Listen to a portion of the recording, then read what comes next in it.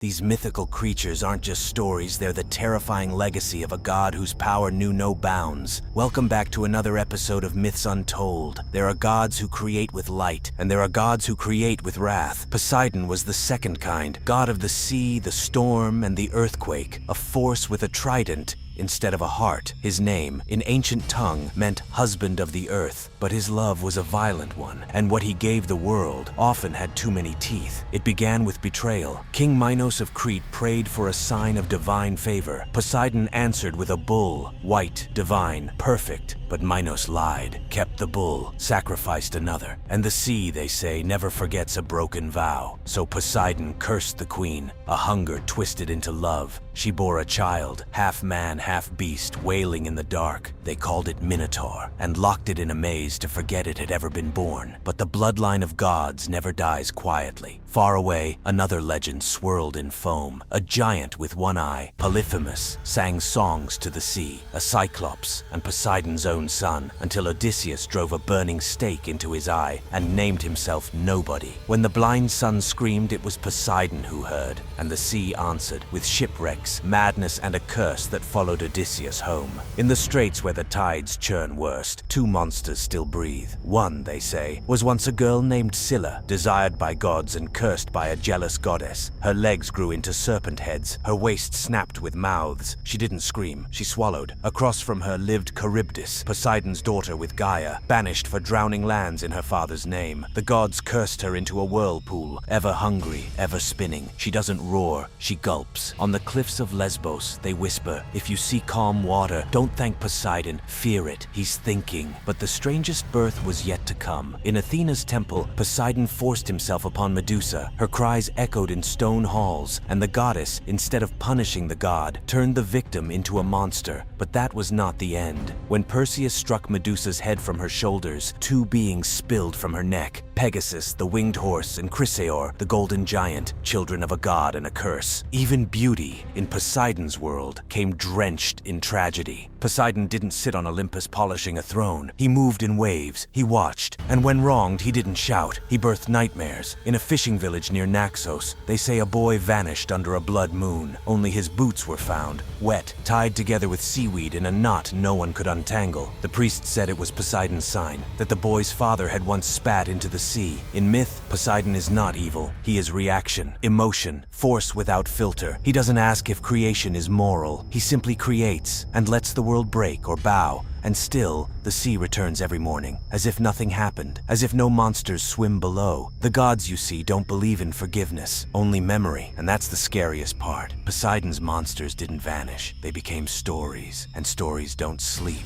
they wait, because gods don't die. They echo, and the ocean never forgets.